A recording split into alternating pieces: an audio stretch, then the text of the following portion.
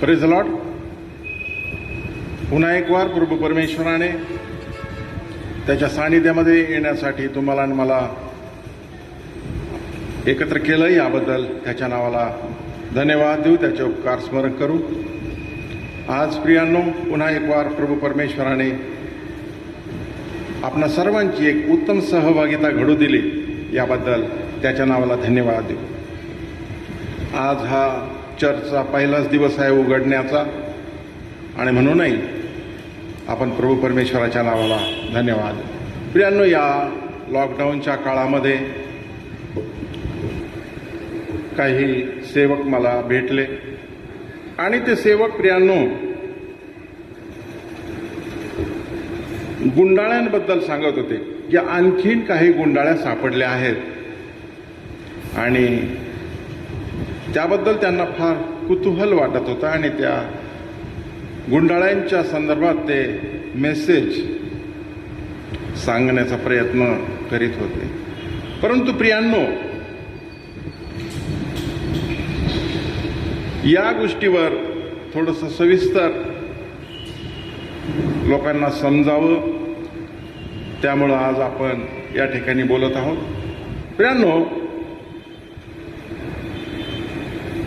Hebrew धर्मशास्त्र जे आहे त्याच्यानुसार जी 39 पुस्तकं जुन्या करारामध्ये तुम्हाला आणि मला दिलेली आहेत, ती प्रोटेस्टंट लोकांसाठी ती आपण वापरतो आणि ती प्रमाणित केलेली असे पुस्तकं आहेत. आणि त्या संदर्भात आपण पाहणार आहोत. प्रियांनो, जे धर्मशास्त्र आहे त्याला हिब्रू भाषेमध्ये तानख असं म्हटलेलं आहे. आणि या जुन्या करारामध्ये आपण पाहतो प्रियांनो की त्याचे प्रमुख 3 भाग त्याच्यामध्ये केलेले आहेत. एक महत्त्वाचा भाग जो आहे त्याला नियमशास्त्र असं म्हटलेलं आहे.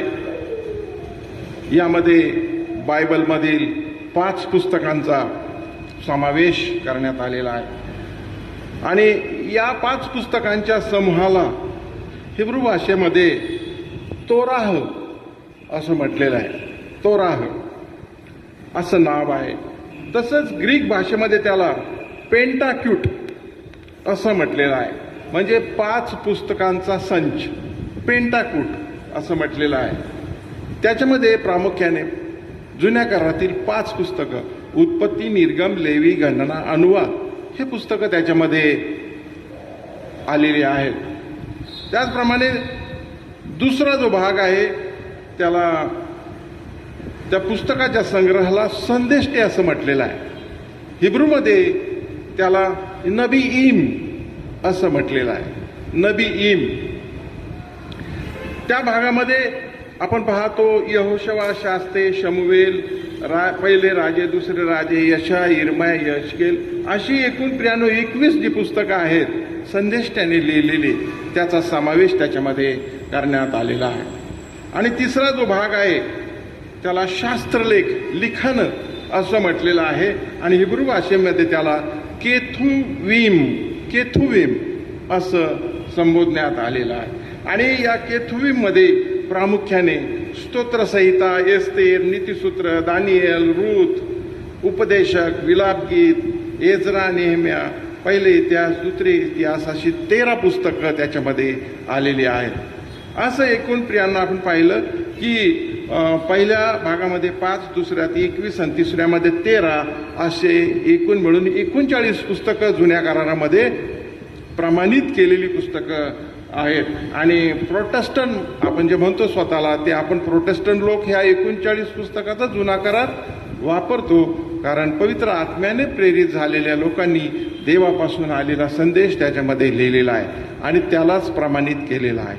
आणि म्हणून प्रियांनो, आपण पाहतो की काही परंपरावादी ज्या संस्था आहेत, त्या परंपरावादी संस्थांनी हिब्रू बायबलमध्ये आपण पाहतो की जे 39 पुस्तकं आहेत त्याच्यात भर घातलेली आहे. आणि त्याच्यात प्रामुख्याने रोमन कॅथोलिक आणि ऑर्थोडॉक्स हे दोन पंथ आहेत. आपण पाहतो की जुन्या करारामध्ये आपण प्रोटेस्टंट लोक 39 पुस्तकाचा वापर करतो की जे प्रमाणित आहे. रोमन कॅथोलिक हे जुन्या करारातले 39 पुस्तकं तर त्याच्यात आहेतच, परंतु अधिकचे 7 पुस्तकं त्यांनी त्याच्यामध्ये घातलेले आहेत. म्हणजे त्याच्यामध्ये त्यांनी काय केली, भर घातलेली आहे की जे पवित्र आत्म्याने प्रेरित केलेल्या लोकांनी देवापासून आलेला जो संदेश तो त्याच्यात नाही तर त्याच्यापेक्षा वेगळं 7 पुस्तकं त्याच्यामध्ये ॲड केलेली आहे. अशी त्यांची एकूण 46 पुस्तकं झालेली आहेत प्रियांनो. आणि त्याचप्रमाणे परंपरावादी ऑर्थोडॉक्स जे आहेत त्यांनी 39 जुन्या करारातली पुस्तकं तसेच ठेवलेली आहेत, परंतु अधिकची 13 पुस्तकं त्याच्यात घातलेली आहेत. अधिकची किती, 13, असं त्यांचं एकूण 55 पुस्तकांचं जुना करार त्यांचा झालेला आहे. आणि या अतिरिक्त जे पुस्तकं त्यांनी त्या जुन्या करारामध्ये घातलेले आहेत त्याला ॲपोक्रिफल आणि ड्युटारिक कॅनोनिकल असं म्हटलेलं आहे. त्याला म्हणजे दुसरी संहिता याला आज दुय्यम स्थान दिलेलं आहे किंवा बाजूला ठेवलेली पुस्तकं असं म्हटलेलं आहे. असा त्याचा अर्थ प्रियांनो आहे. प्रियांनो, ही पुस्तकं हिब्रू धर्मशास्त्राहून भिन्न दाखविण्यासाठी अधिकृत पवित्र शास्त्रात नंतर समाविष्ट अशी केलेली आहेत. मात्र प्रोटेस्टंट ख्रिस्ती लोकांनी केवळ यहुदी यादीतील जुन्या करारातील 39 अधिकृत पुस्तकच वापरण्यासाठी ठेवलेली आहेत आणि तीच प्रत आज आपल्या हातामध्ये आपण वापरीत आहोत. ती ओरिजिनल प्रत आहे. काय आहे ती? ओरिजिनल असे आहे. कॅथोलिक आणि ऑर्थोडॉक्स यांनी जुन्या करारात अधिकृत नसलेल्या पुस्तकांचा समावेश केलेला आहे. मात्र नव्या करार जो आहे तो नवा करार ह्या तिन्ही संस्थांनी सारखाच म्हणजे 27 पुस्तकं जशीच्या तशी घेतलेली आपल्याला पाहायला मिळतात आणि त्याला कॅनॉनिकल असं म्हटलेलं आहे. प्रियांनो, रोमन कॅथोलिक आणि ऑर्थोडॉक्स यांनी अतिरिक्त समाविष्ट केलेल्या पुस्तकानंतरही काही लोकांना गुंडाळ्या सापडलेल्या आहेत आणि त्या गुंडाळ्यांबद्दल त्याला एक विशेष अप्रूप की आम्ही फार ज्ञानी आहोत आणि त्याच्यानुसार आम्ही काय करीत आहोत त्याचं स्पष्टीकरण लोकांना देत आहोत, अशा रीतीने त्याच्यामधून ते लोक सांगू लागलेले आहेत. परंतु प्रियांनो, पवित्र शास्त्राबाहेर प्रत्येक जी शिकवण आहे ही मनुष्यांना घोटाळ्यात पाडणारी शिकवण आणि अन्य सुवार्ता अशी गणण्यात आलेली आहे. आणि म्हणून प्रेषित पाऊल गलतीकारांना म्हणतो की आपण गलती 1:8-9 वाचू, परंतु जी सुवार्ता आम्ही तुम्हाला सांगितली तिच्याहून निराळी सुवार्ता आम्ही किंवा स्वर्गातून आलेल्या देवदूताने जरी सांगितली तरी ते शापभ्रष्ट असो. प्रियांनो, प्रेषितांनी सांगितलेल्या सुवार्तेच्या द्वारे देवाने गलतीकारांना ख्रिस्ताच्या कृपेत पाचारण केलं होतं आणि या थोर देवावर अवलंबून राहण्याचे सोडून गलतीकर अन्य सुवार्तेवर भरोसा ठेवू लागले होते. आणि ही ख्रिस्ताची सुवार्ता नव्हती तर ख्रिस्ताचा अपमान करणारी सुवार्ता प्रियांनो ती होती. अन्य अशी सुवार्ता व शिक्षण शिकवणाऱ्यांना पवित्र शास्त्रानुसार सार्वकालिक दंडाची शिक्षा मिळते असं प्रेषित पावलाने सांगितलेलं आहे. आणि म्हणून प्रियांनो, हे केवळ गलतीकरांसाठीच नाही तर आपल्यासाठी देखील आहे. आणि म्हणून असे शिक्षण जर कोणी देत असतील तर त्यांच्यापासून सावध राहण्याची आपल्याला गरज आहे. प्रियांनो, देव घोटाळ्यात पाडणारी अन्य सुवार्तेच्या द्वारे नव्हे तर ख्रिस्ताच्या द्वारे प्राप्त झालेल्या सुवार्तेच्या द्वारे आशीर्वाद देतो हे आपण विसरता कामा नये.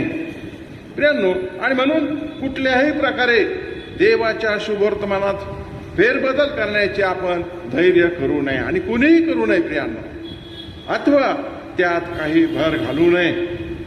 मग तो प्रचारक असो, तो सेवक असो वा स्वर्गातील देवदूत असो.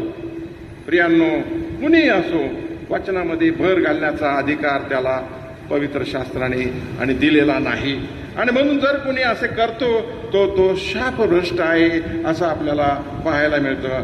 कारण संदेश हा देवापासून आलेला आहे.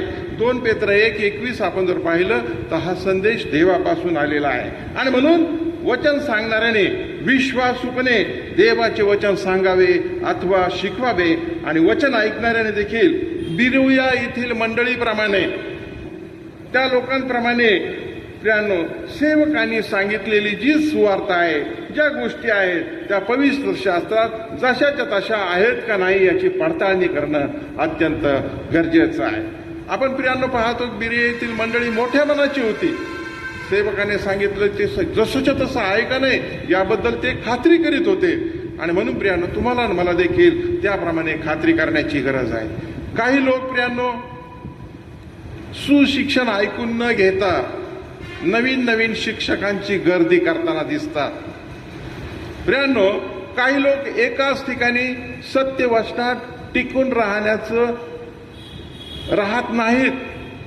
प्रेषित पाऊल तिमोथेला शेवटचा निरोप देताना म्हणतो की तू सत्य वचनाची घोषणा करीत असताना तुला विरोध होईल, परंतु तू दीपगृहाप्रमाणे खंबीर राहा व प्रभूने दिलेली सेवा पूर्ण कर. अंधारात व वादळात दीपगृहाप्रमाणे प्रकाशत राहा.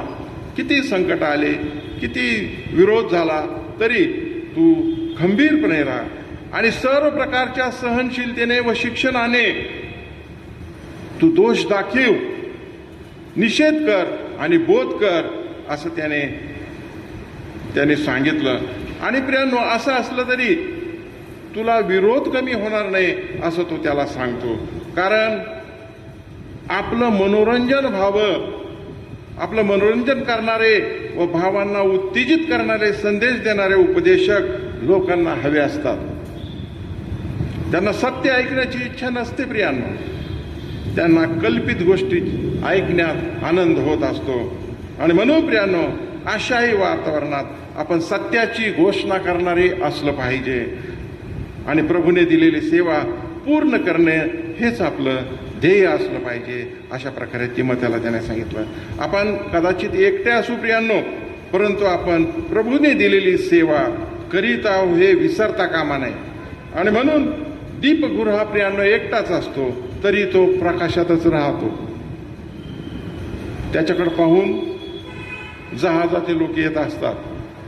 कितीही वादळ आलं, किती संकट आलं तरी तो मार्गदर्शन करणारा दीपवृक्ष असतो. आणि त्याप्रमाणे आपण असणं अत्यंत गरजेचं. आणि म्हणून पवित्र शास्त्र स्पष्ट सांगतं की ज्या लोकांना शुभवर्तमानाचा प्रकाश मिळाला, ज्यांनी स्वर्गीय दानाची रुची घेतली, अनुभव घेतला, पवित्र आत्म्याची सहभागिता घेतली, देवाच्या वचनाचे चांगुलपणा अनुभवले, येणाऱ्या युगाचे सामर्थ्य अनुभवले, असे जे खरे ख्रिस्ती आहेत हे जाणीवपूर्वक इतर सुवार्तेच्या मागे लागून आपला विश्वास गमावतील, पतित होतील, तर त्यांच्यासाठी काहीच आशा राहत नाही. त्यांना पश्चातापाकडे पुन्हा वळविणे येत नाही, त्यांना वळवता येत नाही. आणि म्हणून विश्वासणाऱ्याने अन्य सुवार्तेकडे वळू नये असं प्रेषित पाऊल सांगतात. इब्री लोकांच्या पत्रामध्ये 6व्या अध्यायात आणि 4 ते 8 वचनांमधून या गोष्टी आपल्याला स्पष्ट सांगितल्या. आणि म्हणून आपण प्रभूची परीक्षा पाहू नये. आपण प्रभूची परीक्षा पाहू नये, कारण पवित्र आत्म्याने प्रेरित झालेल्या लोकांनी देवापासून आलेला संदेश त्याच्यामध्ये लिहिलेला आहे. आणि प्रियांनो, ज्याला असं वाटतं की आपण उभे आहोत, खंबीर उभे आहोत, ज्याला असं वाटतंय त्याने प्रियांनो पडू नये म्हणून सांभाळावे. पडू नये म्हणजे काय? वचनात पडू नये. आणि म्हणून त्याने सांभाळणं अत्यंत गरजेचं आहे. 1 कोरिंथियाचा 10वा अध्याय आणि 12व्या वचनात सांगितलेलं आहे. प्रियांनो, ज्या वेळेस आम्हाला असं वाटतं की आम्ही विश्वासात खंबीर आहोत, प्रियांनो, त्याच क्षणाला आम्ही पडू शकतो. आणि म्हणून कुठल्याही गोष्टीचा गर्व आम्ही करू नये. प्रियांनो, आम्ही सतत हे लक्षात ठेवावे की केवळ देवाची कृपा आहे म्हणून आम्ही रोज आणि रोज दृढ उभे आहोत. नाही तर प्रियांनो, सैतान टपून बसलेला आहे. तुम्हाला मला पाडल्याला तो प्रयत्न करीत आहे. म्हणून प्रियांनो, वचन आम्हाला सांगते की धार्मिक आणि परिपक्व अशी व्यक्ती देखील परीक्षेत पडू शकते. प्रेषित पौल गलतीकारांना म्हणतो की परीक्षेत पडू नये म्हणून स्वतःकडे लक्ष दे. गलतीकारांचं पत्र 6 अध्याय 1 वचनात त्यांनी सांगितलेलं आहे. प्रियांनो, ज्या वेळेस इस्रायल लोकांनी होरेबात त्यांच्याशी केलेला दव्याचा करार मोडला आणि जे देव त्यांना अपरिचित असे होते, जे परमेश्वराने त्यांना नेमून दिले नव्हते, अशा अन्य देवांची त्यांनी सेवा केली, त्यांना दंडवत घातले, असे इस्रायली लोक देवाच्या कोपास पात्र ठरले. प्रभू परमेश्वराने त्यांना मारून टाकलं. प्रियांनो, म्हणून अन्य सुवार्ता जी आहे ती देखील तशीच आहे. त्या अन्य सुवार्ताकडे आपण कदापि वळू नये. अनुवाद याचा 29 अध्याय 24-27 वचनं जर आपल्याला वाचली तर आपल्या लक्षात येईल की प्रभू परमेश्वराने त्या लोकांना देवाने नेमून दिलेले जे देव होते त्याच्या विरोधात ते गेल्यामुळं त्यांचा नाश केलेला आपल्याला दिसून येतो. परंतु तुमचा आणि माझा प्रभू हा न बदलणारा देव आहे. त्याने जर त्याच्या लोकांना सोडले नाही तर तो तुम्हाला मला सोडणार आहे का? मुळीच सोडणार नाही प्रियांनो. आणि म्हणून देवाच्या वचनामध्ये जे प्रगट केले आहे तेवढ्यातच आपण समाधानी राहणं अत्यंत गरजेचं आहे. आणि म्हणून प्रियांनो, जे प्रगट केले नाही, जे गुप्त आहे त्यामागे लागण्याचा मूर्खपणा आपण करू नये. कारण देवाने ते त्याच्या स्वाधीन जे ठेवलंय आपण ते उलगडण्याचा प्रयत्न करू नये. प्रियांनो, ज्या गोष्टी प्रभू परमेश्वर गुप्त ठेवतो त्या त्याच्या स्वाधीन आहेत. अनुवाद 29 वाचलं तर त्यांनी काही गोष्टी त्याच्या स्वाधीन ठेवलेल्या आहेत. आणि म्हणून प्रियांनो, या ज्या गुप्त गोष्टी ज्या परमेश्वराने स्वतःच्या स्वाधीन ठेवलेल्या आहेत त्यामागे न लागता जे आपल्याला पवित्र शास्त्रानुसार प्रगट केलेले आहेत, आपल्याच नव्हे तर आपल्या वंशजांना निरंतर अशा म्हणजे सर्व काळासाठीच्या ज्या आहेत त्या पवित्र शास्त्रातील सर्व वचने पाळण्यासाठी तुम्हाला मला दिलेले आहेत. इतर गुंडाळ्या शोधण्याची तुम्हाला मला गरज नाही. वचन जे प्रगट झालंय त्या प्रगट झालेल्या वचनामध्येच तुम्ही आणि मी प्रियांनो राहिलं पाहिजे आणि त्यामध्येच टिकलं पाहिजे. प्रियांनो, जी वचनं त्यांनी तुम्हाला मला दिलेली आहेत ती पूर्णपणे तुम्ही आणि मी पाळलं पाहिजेत असा अनुवाद 29 मध्ये त्यांनी सांगितलेला आहे. प्रियांनो, हे जे पवित्र शास्त्र आहे, जुना करार 39, नवा करार 27, ही 66 पुस्तके वर्षानुवर्ष प्रियांनो आपल्याजवळ आहेत की नाही? आणि लोकांकडे पण आहेत. प्रियांनो, मला सांगा, स्तोत्र 1, स्तोत्र 23 आणि स्तोत्र 100 याच्या व्यतिरिक्त आहे का कोणाचं काय पाठ? एवढे 150 त्याच्यामध्ये स्तोत्र आहेत का? अहो, तुमच्या हातामध्ये एवढे 66 पवित्र आत्म्याने प्रेरित झालेल्या देवापासून आलेला संदेश दिलेला असताना तो वाचायचा सोडून तुम्ही गुंडाळा काय शोधायला निघाला? जे 66 पुस्तकं प्रभूने तुमच्या आणि माझ्याकडे दिले त्याच्यातच तुम्ही पारंगत आजपर्यंत झाला नाहीत तर इतर जी सुवार्ता आहे ती शोधण्याच्या मागे तुम्ही कसे काही जाता? हा विचार करण्याची गोष्ट आहे प्रियांनो. आणि म्हणून प्रियांनो, देवाने ख्रिस्तामध्ये जे उपकार केलेले आहेत त्याचाच विचार करून त्याची स्तुती केली पाहिजे. ख्रिस्ताविषयी अधिक समजण्याची आणि त्याप्रमाणे चालण्याची आपल्याला आता गरज आहे. हा शेवटचा काळ आहे. आणि म्हणून प्रियांनो, गुंडाळ्या शोधण्यात वेळ घालवू नये.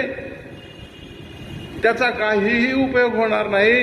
कारण ती बाजूला ठेवलेले ते पुस्तकं आहेत, पवित्र आत्म्याने ते प्रेरित केलेले नाहीत, देवापासून आलेला संदेश त्याच्यामध्ये नाही. आणि म्हणून प्रियांनो, आपण त्याचा उगाच अर्थ लावीत बसून वेळ वाया घालवू नये अशी आपणा सर्वांना आणि जे लोक ह्या गुंडाळ्याचा अर्थ लावायचा प्रयत्न करतात त्यांना माझी विनंती आहे की जे प्रगट झालेली वचनं पवित्र शास्त्रामधून तुमच्या आणि माझ्या हातामध्ये आहेत त्याद्वारेच आपण सुवार्ता गाजवणं अत्यंत महत्वाचं आहे. कारण वचन आपल्याला असं सांगतं की पवित्र आत्म्याने मोशेला जे नियमशास्त्र ते शब्द ते सांगितले ते सर्व समाप्त होईपर्यंत नियमशास्त्राच्या पुस्तकात त्यांनी ते लिहून संपवलेले आहेत. अनुवाद 31:24 ते 29. प्रियांनो, लिहून घ्या तुम्ही. आपण जर हे पाहिलं तर त्याने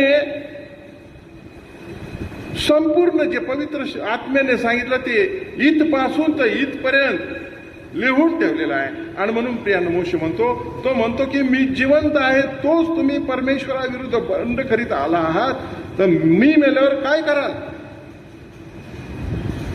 आपण पाहतो प्रियांनो,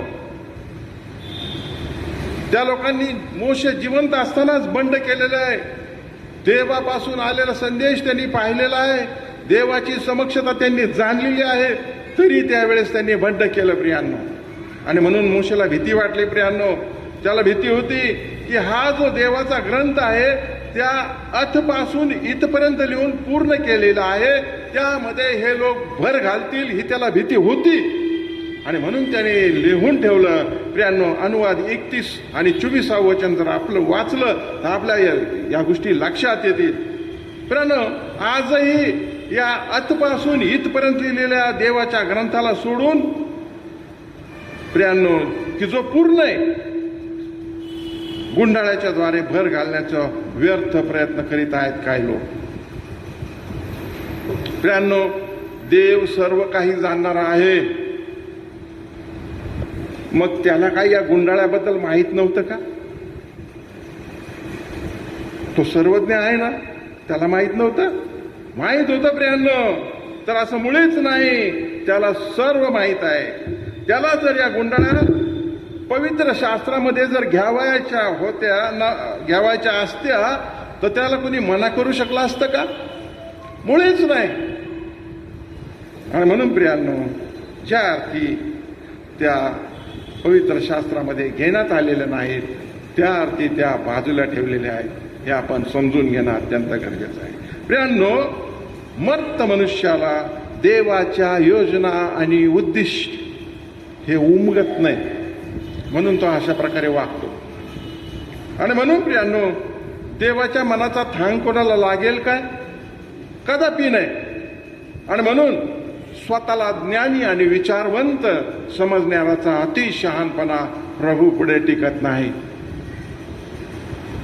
आणि म्हणून तो ज्ञानाचे ज्ञान आणि बुद्धिवंतांची बुद्धी नष्ट करणारा प्रभू परमेश्वर आहे. आपण हे लक्षात ठेवले पाहिजे. त्याच्या योजना, त्याचे विचार माणसाला समजत नाहीत.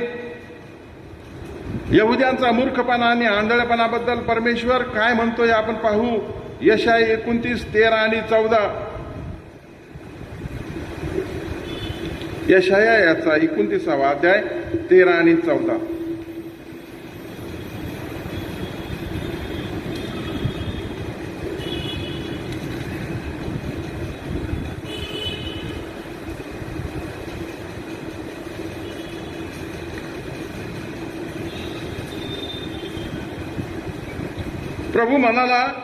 प्रभू म्हणाला आहे की हे लोक माझ्या समीप येऊन आपल्या तोंडच्या शब्दांनी माझा सन्मान करीतात, तरी मजपासून आपले अंतकरण दूर राखितात आणि हे माझे भय बाळगितात.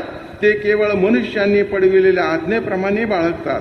तर पहा, मी या लोकांशी अद्भुत प्रकारे वर्तण्यात प्रवृत्त होतो. मी अद्भुत व आश्चर्यकारक कृत्य करील, तेव्हा त्यांच्यातील ज्ञानांचे ज्ञान नष्ट होईल, त्यांच्यातील बुद्धिमंतांची बुद्धी लुप्त होईल.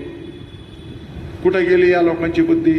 प्रभू परमेश्वराने ती लुप्त आणि नष्ट करून टाकलेली आहे. आणि म्हणून प्रियांनो, आपण पाहतो की देवाची कृत्य थोर आहेत, त्याचे विचार गहन असे आहेत आणि पशुतुल्य मनुष्याला ते कळत नाही. मूर्खाला ते समजत नाही. माणसाचे विचार वायफळ असे आहेत आणि परमेश्वर या सर्व गोष्टी जाणतो. आणि म्हणून प्रियांनो, पवित्र शास्त्र आधीच लिहून ठेवलं आहे की तुमच्यातही खोटे संदेष्टे होतील. ते विध्वंसक पाखंडी मते गुप्तपणे प्रचारात आणतील. जर आपण 2:1 जर वाचलं तर या गोष्टी प्रभू परमेश्वराने तुमच्या आणि माझ्यासाठी सावधानतेसाठी आधीच लिहून ठेवलेल्या आहेत.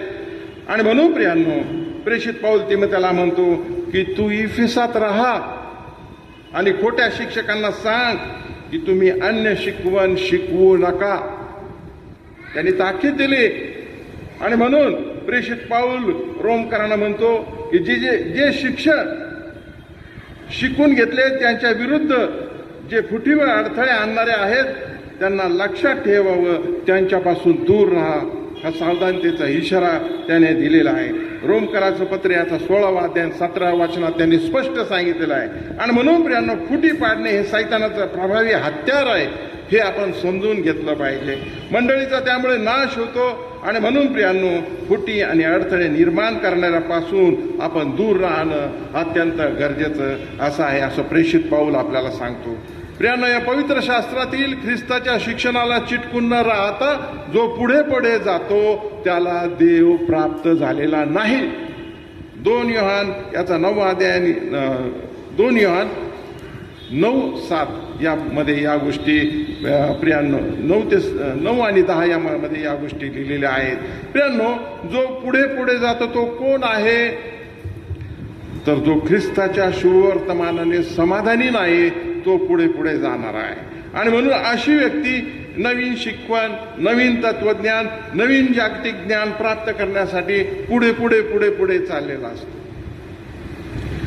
अशा प्रकारचा मनुष्य असा विचार करतो की तो इतर सर्व ख्रिस्ती लोकांपासून फार ज्ञानी असा आहे. परंतु ज्ञानास लाजवाय म्हणून देवाने जगातील मूर्खपणाचे ते निवडले. 1 कोरिंथी 1:27 जर आपण पाहिलं तर ज्ञानास लाजविण्यासाठी जे जगातील मूर्ख आहे ते प्रभू परमेश्वराने निवडलेले आहे. प्रियांनो, देव जे जगाचे ज्ञानी आहेत त्यांना त्यांच्याच धूर्तपणा धरतो, हे आपण विसरता कामा नये. 1 कोरिंथी 3 अध्याय 19व्या वचनामध्ये त्यांनी स्पष्ट सांगितलेलं आहे. आणि म्हणून कुणी असा व्यर्थ प्रयत्न करण्याचा, पवित्र शास्त्रात घुसळण्याचा आणि त्याद्वारे शिक्षण देण्याचा प्रयत्न करू नये, कारण देव त्यांना त्यांच्या धूर्तपणात धरील हा शास्त्रलेख तुम्हाला मला आधीच सांगून ठेवलेला आहे. आणि म्हणून अशा ज्ञानी म्हणविणाऱ्यांनी पवित्र शास्त्राव्यतिरिक्त आणलेले कोणतेही लिखाण व्यर्थ असं आहे. प्रियांनो, त्याचा मनुष्याच्या आध्यात्मिक जीवनावर काहीही परिणाम होत नाही, कारण सर्वसमर्थ देवाने मोशेला अतपासून इथपर्यंत म्हणजे टोटल सर्व काही दिलेलं आहे आणि त्याने पवित्र शास्त्रामध्ये ते लिहून ठेवलेलं आहे. आणि म्हणून आपल्याला जर देवाच्या राज्यात प्रियांनो जायचं असेल तर पवित्र शास्त्राबाहेरील असलेल्या कुठल्याही लेखावर आपण विश्वास ठेवता कामा नये. प्रार्थनापूर्वक, लीन आणि नम्र अंतकरणाने प्रियांनो आपण होऊन प्रभूच्या चरणी गेलं तर प्रभू परमेश्वर त्याच्या पवित्र आणि गहन गोष्टी तुम्हाला मला सांगितल्याशिवाय राहत नाही. आणि म्हणून प्रियांनो, तो त्याच्या वचनाचा उलगडा तुम्हाला मला देतो की जे सर्व काही ह्या 66 पुस्तकामध्ये त्याने बंदिस्त केलेलं आहे त्याच्यातील जो उलगडा आहे तो त्याच्या सेवकाच्या द्वारे तुम्हाला मला देत आहे. आणि म्हणून प्रियांनो, तुम्हाला मला जे अतिरिक्त शिकवण आहे, जे अतिरिक्त गुंडाळे आहेत हे सांगणारे जर सेवक संदेष्टे आले असतील तर कृपा करून प्रियांनो आपण त्यांचं काही ऐकू नये, कारण ती शास्त्राबाहेर काढून ठेवलेली शिकवण ते तुम्हाला मला देते. याबद्दल आपण सावध राहिलं पाहिजे असं पवित्र शास्त्राने तुम्हाला मला सांगितलेलं आहे. देवबाप करो, वाचलेली सर्व वचनं समजणारं मन आणि अंतकरण तुम्हाला आणि मला प्रत्येकाला देव ही प्रभूच्या चरणी प्रार्थना. आमेन.